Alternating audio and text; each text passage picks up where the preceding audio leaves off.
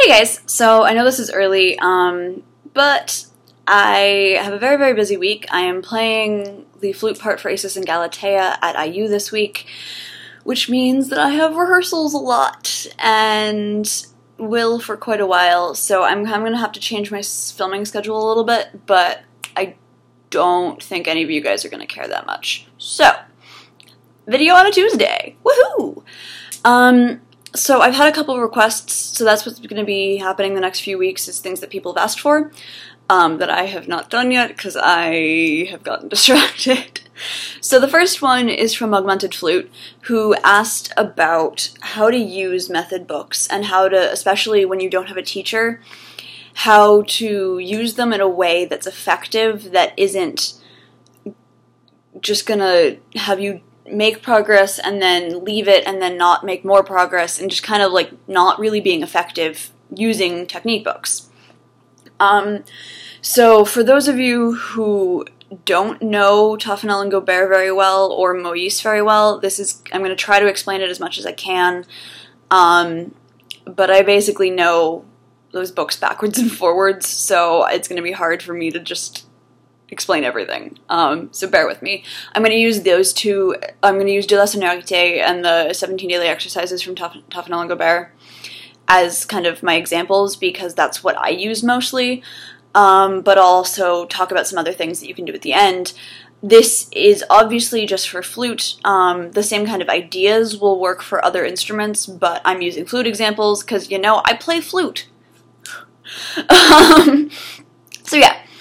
My warm-up tends to be an hour to an hour and a half every day. I know that seems very daunting, especially to those of you in high school. Don't worry. You're not expected to do that much. Like, I'm a master's student. I am much farther along in my career than any of you guys who are freaking out right now. So, just take it with a grain of salt. I do an hour to an hour and a half, sometimes 2 hours, depending on what I have to do. So, what I always do is I start off with the Moïse long tones, which are the chromatic descending and then chromatic ascending from B all the way down to low B and then all the way up to high D. I know that not a lot of you are comfortable with the super, super high notes, but a really great way to get comfortable with them is to use them in your long tones. I personally do loud soft. It's a little harder to do that, so if you don't feel comfortable, then just play long tones. The whole idea with long tones is sound production and air. That's what you're going to be focusing on. Also vibrato if your instrument uses vibrato, which it does, obviously. So that's long tones. I always start my day with that. It's a way to get your air moving, if anything else. But with long tones, you always want to focus on sound. That's the purpose of long tones. And then I move on to another exercise from De la Sonorité, which is the intervals. I do them about a page a day, so 5 or 6 different exercises a day. And I'm working on smoothness of legato and also just getting the intervals into my fingers. Like, what does a third feel like? What does a sixth feel like? What does a 10th feel like? But I'm also really thinking about how do I slur from E, below, like E, the first E on the staff, to high C, which happens like 0 times in any of our rep, but you know, sometimes it happens. So that gives me my sound production and my legato stuff. And then I got moving on to the finger work, so technical exercises, so scales, patterns, arpeggios, everything like that. I rotate between T&G, Reichert, and the Baker Daily Exercises, but for these purposes, I'm just going to talk about T&G. I do 4. Everyone does 4. 4 is lovely. Sometimes I slur it, sometimes I articulate it, depends on the day. But basically every day I'll do some form of scales, either articulated or slurred, and then I'll do either 10, 11, 12, or 13, or a combination of those 4, which are the arpeggios and like arpeggiated things. And if I slurred my scales, I'm articulating the arpeggios. If I articulated my scales, then I'm slurring the arpeggios. And then I do 5, which is chromatic scales. If I've slurred my traditional scales, I'll articulate the chromatics. If I've articulated, I'll slur the chromatics. So basically I'm alternating every day. And then I do 6, which is thirds and sixths, and I tend to just slur those, but I should really start articulating them. So that kind of gives you an idea of what I do, and now I will explain to you why I do what I do. So one of the things is with technique is consistency.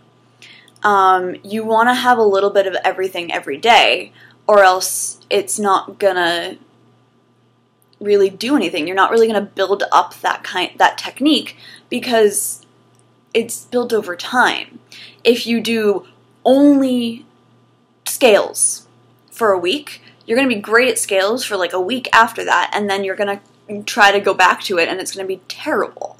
But if you do a little bit of scales every day, even if you just do like a 2-page section of the TNG4, that's still going to be more than doing all of TNG4 all the time for a week and then leaving it for a week or more. And you want to combine sound, sound and legato exercises with articulation exercises, which is why I alternate articulations on all of the TNG stuff. And then the other stuff I do for particular, like the de la sonorité stuff I do for very particular reasons, which I explained. But basically, if you look at my warm-up, it's a mixture of sound, technique, and articulation. And those are the 3 things that you really want to get out of a technique book. And then every week I choose an etude. Right now I'm still working on Anderson Opus 15. But basically I take a week, learn this etude after I've done my technique. So that's lasted about 45 minutes or so, maybe an hour, and then I'll take 15, 20, 30 minutes to do etudes, depending on how hard it is and everything like that, and how long I've been working on it. I'm literally just going through the book at this point. And after I get, usually after about a week, I get comfortable enough that I feel like I can move on. If it's not coming together, I'll take another week. But I'm always doing one etude at a time, and just working through them. Obviously, when you see an etude, you have to look at it and figure out what it's trying to get you to do. If it's like a Scottish snap rhythm, so da-da, da-da, da-da, da-da, then obviously it's rhythmic things.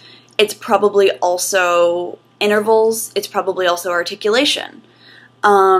If it's super slurred giant intervals, it's all about legato within your intervals. So just take a bit to look at it and figure out what is the difficulty of this etude, why am I learning it?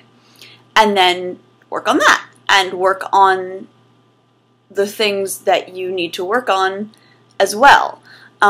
So if you have trouble with technique, then you're still focusing on your technique and your etudes while learning notes.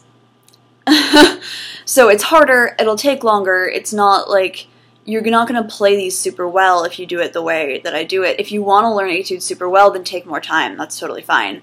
But basically what I'm trying to say is that I'm doing straight up technical exercises and then also etudes every day.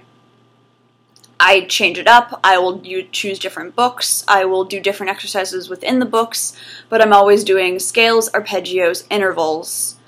Sometimes I'll do things like 7th chords or whatever, depending on the day or whether I'm bored or not. But basically, I'm covering all my bases every day.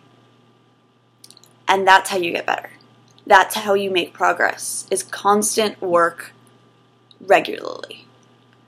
So basically, when you're looking at a new technique book, go through and see what are the scale exercises, what are the interval exercises, what are arpeggiated things, like what does each exercise focus on, and then which ones do I have to alternate between, and which ones do I, and like which groups do I have, what things can I choose from every day.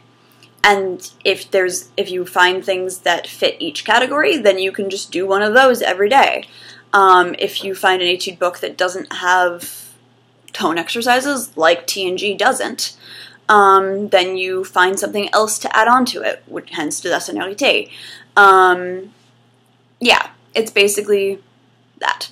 I think I rambled for a very long time about this, but yeah. I hope this is helpful in some way, and I will see you guys next week.